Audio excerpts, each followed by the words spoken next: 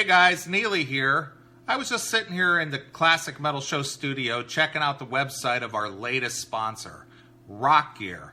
That's right, if you're a rock fan and you like to wear rock and roll memorabilia, Rock Gear is the place to go.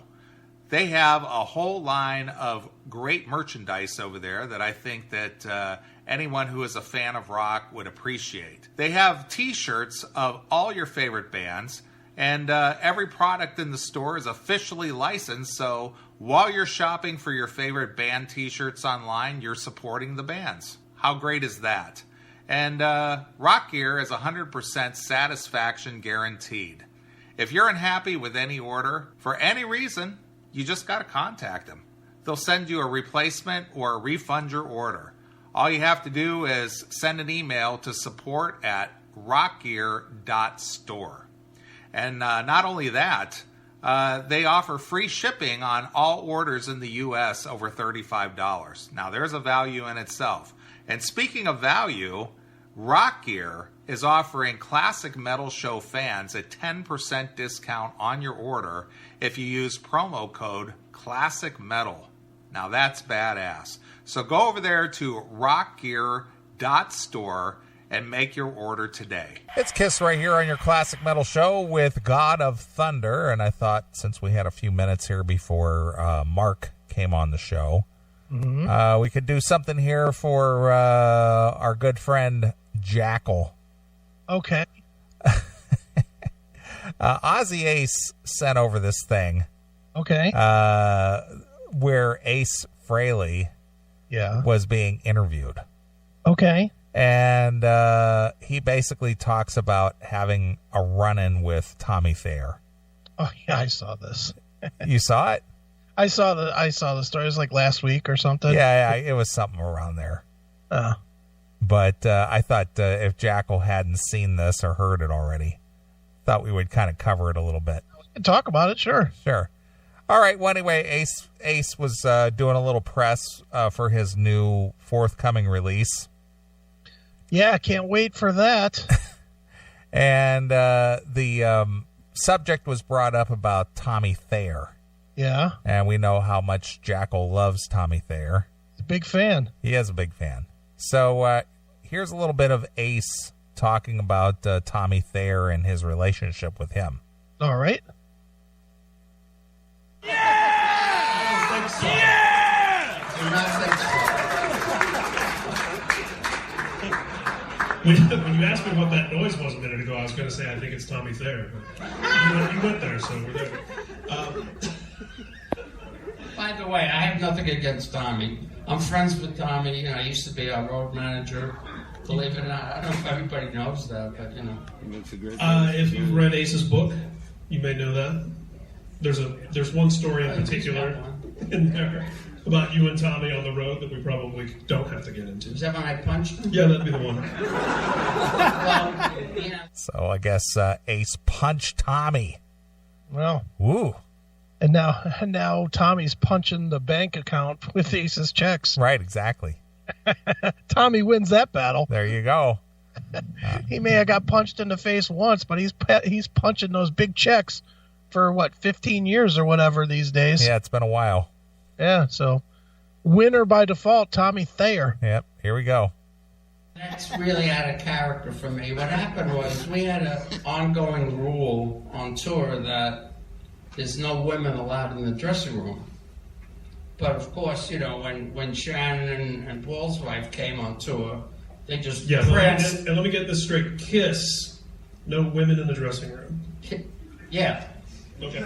Yeah, because when we're getting ready, we don't want anybody in. We don't even want guys in there. The only women that are allowed in the dressing room are the women that dress us. Which isn't too bad. We had women dressing us and stuff. They'd be, during the day they're running around and washing our costumes and ironing them and making sure everything's. Gene's costume had to constantly be fixed, because they had all that floppy stuff. Do you find it odd that they played all these big arenas and they had to share a dressing room? It is a little interesting. Yeah, because usually if you play at any large venue, They have dressing rooms for everybody. Well, Gene probably makes them pay for tickets to have their own dressing room. Oh, I gotcha. So they all just huddle in one room. All right. Is it me or does Ace sound incredibly hammered in this? I think that's just how he talks now.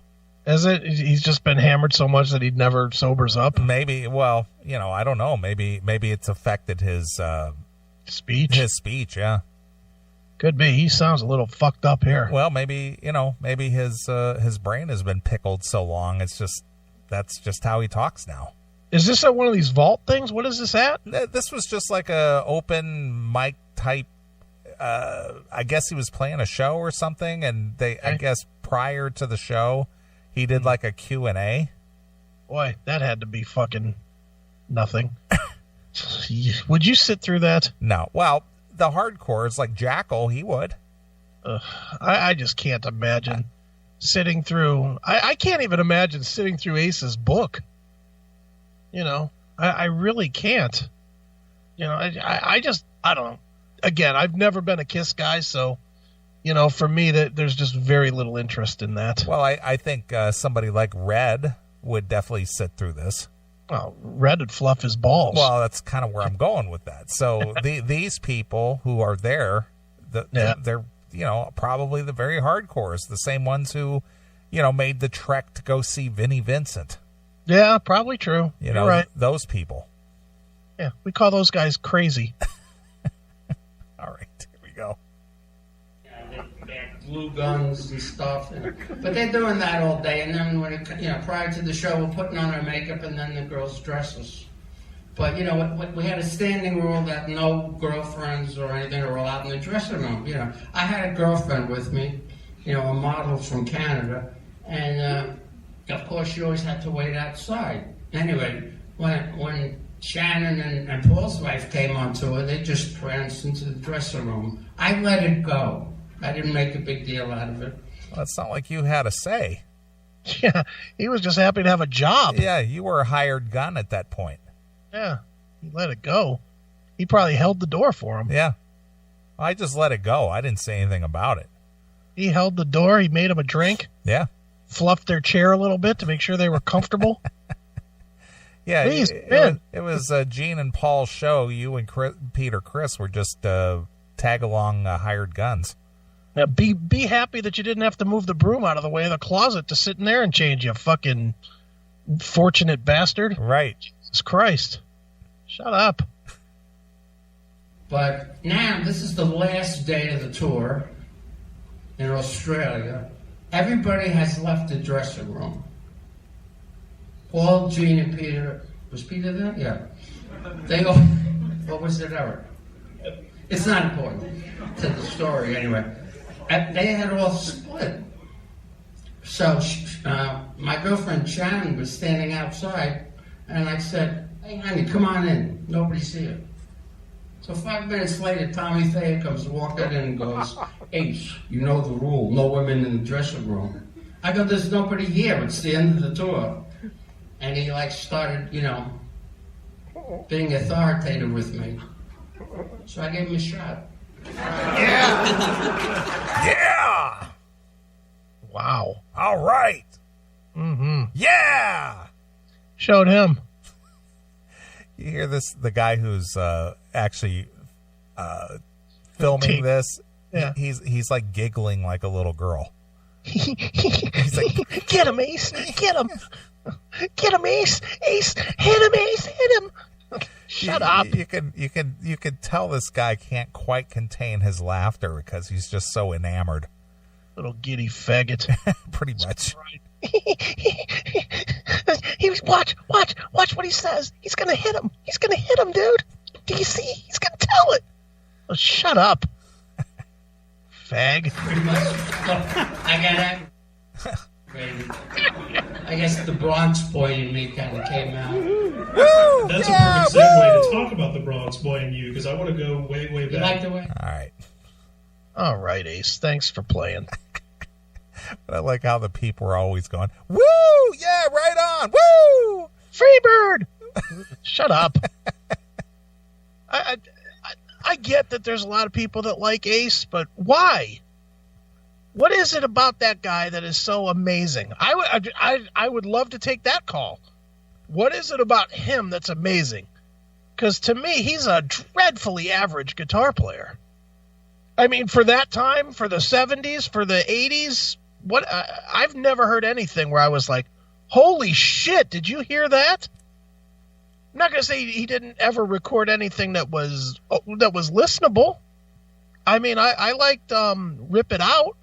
I liked New York Groove. Those are his tunes, right? Yeah. Those are okay. But I never was like, oh, my God, do you hear the guitar playing on that? Oh, the tone, the feeling. Shut up. The precision. Oh, he's so good. He's a technical player. Listen to that. Yeah, I mean, dude, when you listen to any of his stuff, he's just the guy. He's marginal at best. Yeah, and technically, I would say he's the worst guitarist that's ever been in Kiss. Honestly, I mean, who else has been? Mark St. John was a better guitar player. Is that fair? I would say so. Bruce Kulick, better guitar player. Absolutely. Vinny Vincent, probably better guitar player. And Tommy, better guitar player. Just as a straight guitar player. Is there any more guitarists that have been in that band? Not that I can think of. I think that's it. So yeah, he's just I mean, if Kiss hadn't had that makeup, he would be fucking on all these tribute records. Him and George Lynch would be fucking battling for gigs to play Sweet Child of Mine on a tribute album. I mean, come on. Ace, and I'm not shitting on him. I just never heard anything that was really great. He was more great because his guitar fucking floated away in space. And you know what? That was the best part, because then he wasn't playing. Right. It was just out of his hands. That was the best part of the show, when the guitar was out of his fucking hands. Hey, Kill Caller, you're on the air. Hey, guys, I just want to let you know, I was at that show. It was at the Gold Coast. I knew the promoter. He was given $15,000 cash from Ace, and Ace told him to run over the road and buy the bitch a fucking some jewelry. Yeah, so Alan Gill. Wait! I didn't follow that at all. Do that. Say what again? I know a promoter who used to bring the bands in to Australia. Actually, he was with John Jovi with the S Superman tattoo. Okay. We watched him get that. So, and with Ace, he said at the end of the night, this bird was fucking. She was a model and blah, blah, and all, la-di-da, and Ace was like, here's 15 grand, go and get us some jewelry. And Ace gave the promoter $15,000 to go get Ace's girlfriend some jewelry?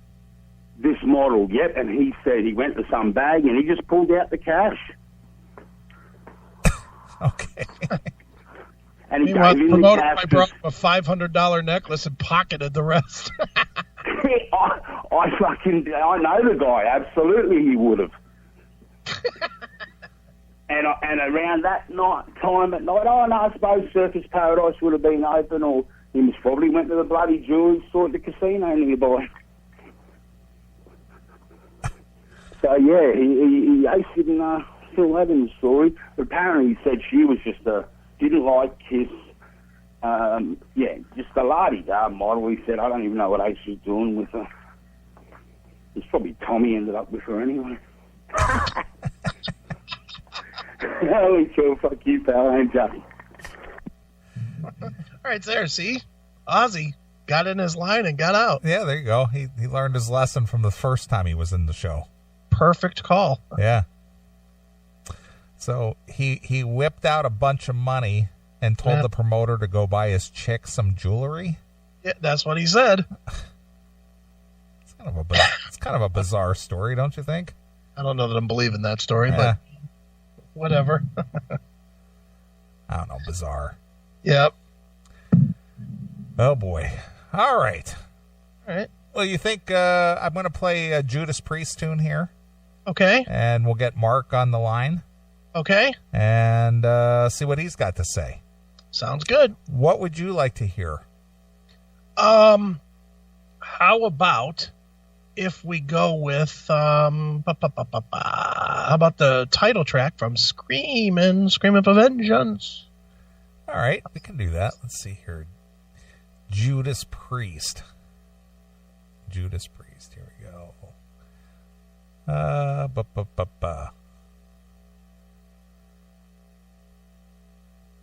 You got it, Screaming for Vengeance. I do. I have it. I'm just looking through here. All right. Screaming for Vengeance. Just a little slow on the draw there this afternoon or this evening. You need a drink. Yeah, I probably do. I haven't had anything today. Get yourself a cocktail before we do this interview. That's exactly what I'm going to do, my friend. I'm going to go get a cocktail, and then we'll talk to Mark Eglinton and talk about his K.K. Downing book and all that kind of stuff. Sounds good. All right. Screaming for Vengeance. Mm-hmm. Judas Priest. There we go. Okay. Screaming for Vengeance. Screaming for Vengeance. All right. Ready to go. Okay, here it is. This is Judas Priest, Screaming for Vengeance, exclusively here on your classic metal show. Hey, this is KK Downing from Judas Priest, and you're listening to Neely on the Classic Metal Show. Hey, it's Chris Aiken from the Classic Metal Show. We have tons of friends that are musicians, and what they care about most is their gear. If you are a gearhead, then you need to be shopping at Amplified Parts. They have everything from amplifier parts to speakers to effects pedals and more, with some of the best prices out there today. Visit them online at amplifiedparts.com or give them a call at 480-296-0890 and let them fill all of your gear needs today. When your gear is important, only shop with the best, Amplified Parts.